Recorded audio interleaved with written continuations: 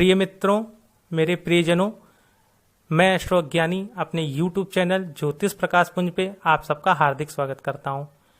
दोस्तों, आज हम एक टॉपिक पर चर्चा करेंगे, एक विषय पर चर्चा करेंगे और वो चर्चा हर युवा की चाह है।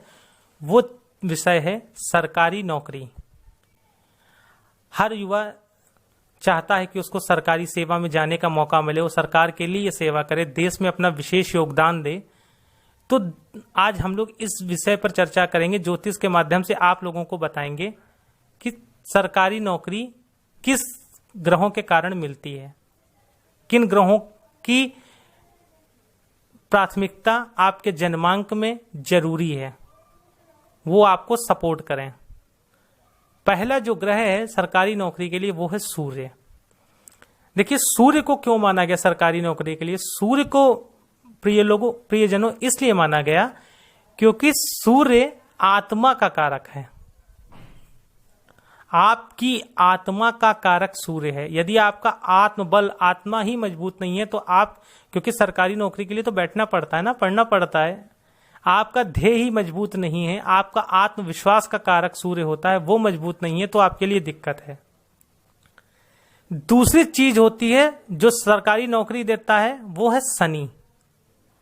मित्रों, शनि जो है वो सरकारी नौकरी का कारक माना जाता है।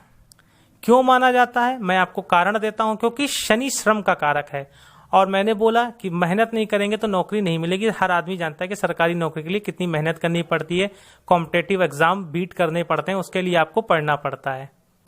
तो पहला कारक सूर्य, दूसरा कारक शनि, तीसरा होता है ज्ञान का कारक गुरु। सबको पता है गुरु भी सरकारी नौकरी देता है।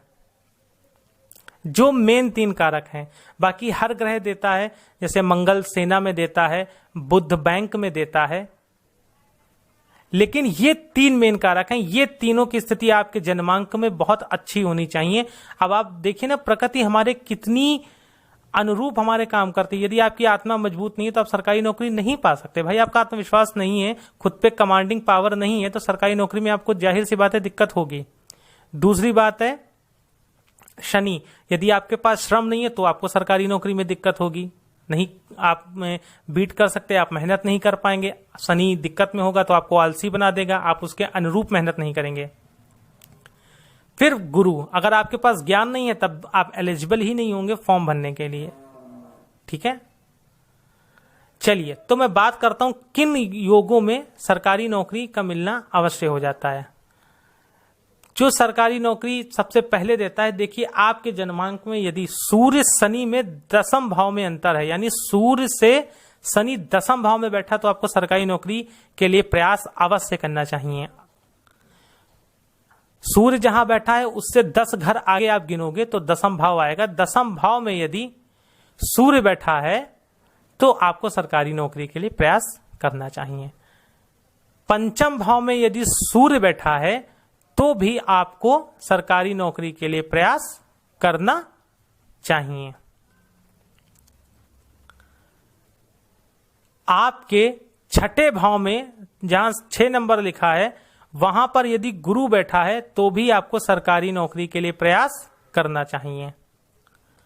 आपके 12वें हाउस में यदि सूर्य बैठा है, क्योंकि छठे भाव से, जो छठा भाव होता है वहां से हाउस ऑफ कंपटीशन का भी विचार करते हैं, उस भाव पे अगर सूर्य अपनी दृष्टि डाल दे, नीच की दृष्टि नहीं होनी चाहिए तो दिक्कत आ जाएगी। नीच वहां पर यानी तुला राशि नहीं होनी चाहिए, तो भी आपको सरकारी नौकरी के लिए प्रयास करना चाहिए। दशम भाव में यदि आपके मंगल बैठा है, किसी भी राशि का बैठा हो, तो आपको सेना में, डिफेंस में एक बार अवश्य प्रयास करना चाहिए। मित्रों, ये कुछ योग थे साधारण।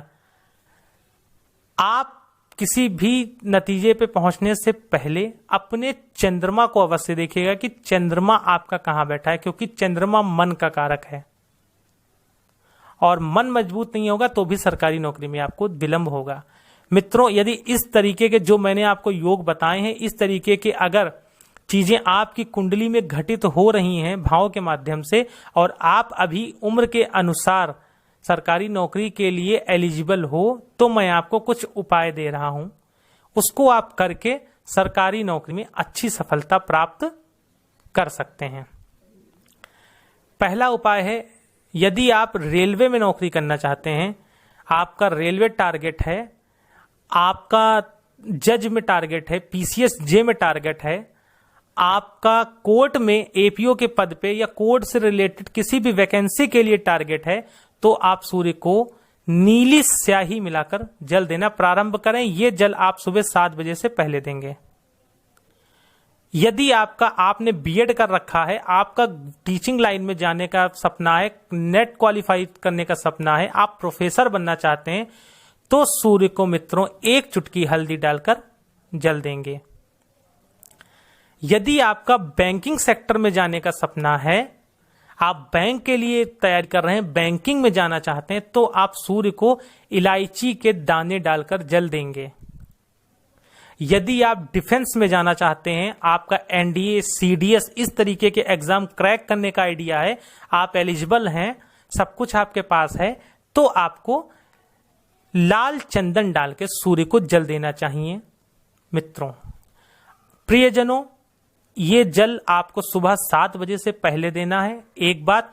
दूसरी बात, आपको सूर्य उदय के बाद तक नहीं सोना है यदि आप सरकारी नौकरी पाना चाहते हैं।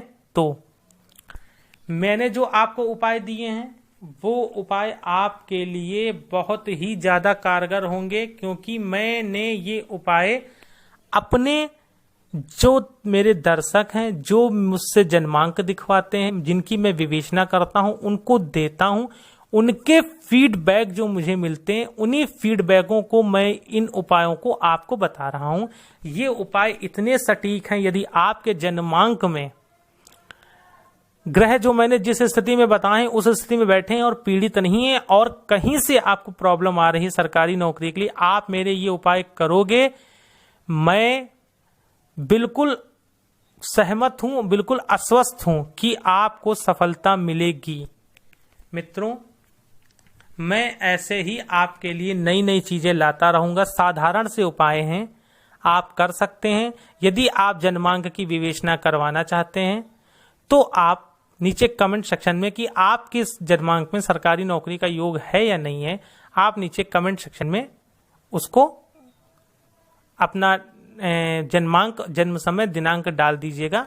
मैं आपको देखकर बता दूंगा कि आपके जन्मांक में सरकारी नौकरी का योग है या नहीं है, या आप किसी अच्छे ज्योतिषी से मिलकर संपर्क कर लीजिए कि आपके जन्मांक में सरकारी नौकरी का योग है या नहीं है। मित्रों, ये योग तभी घटित होंगे जब आपके जन्मांक में सरकारी नौकरी का योग होगा, तभी आपको ये उपाय काम देंगे। धन्यवाद। खूब खुश रहिए सब लोग, घर में रहिए, सुरक्षित रहिए, और मेरे इस चैनल को लाइक एंड सब्सक्राइब करिए, शेयर ज्यादा से ज्यादा करिए, ताकि और लोगों का भी भला हो सके। मैं नित्य प्रति आप लोगों के लिए ऐसे उपाय, सरल उपाय लाता रहूंगा। बहुत बहुत धन्यवाद।